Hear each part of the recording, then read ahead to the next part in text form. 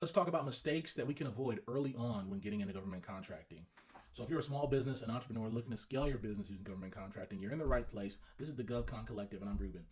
Comments that I've gotten and questions I've gotten, since creating the space for us to talk about government contracting, and even prior in my own journey, was: does the federal government, or do branches of the government, or entities in the government, do they care if you use a virtual address? Because oftentimes when somebody starts a business or they use an online platform to help them form their business, they oftentimes get sold virtual addresses. Virtual addresses really aren't the best way to go in government contracting, because the federal government, they want to know where are you physically at when you're doing the work. That's even more important if you're using systems like DLA DIDS, because you have to be in the U.S. number one.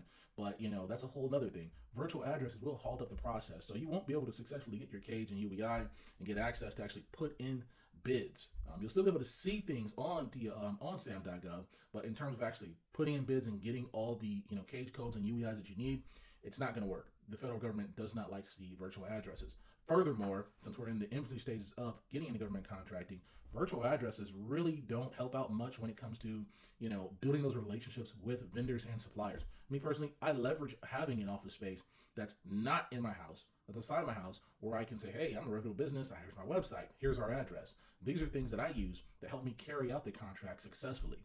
So that's a little tip of the day.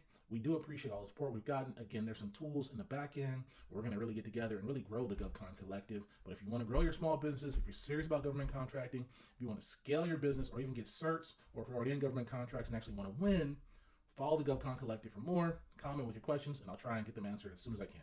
More to come. See you guys soon.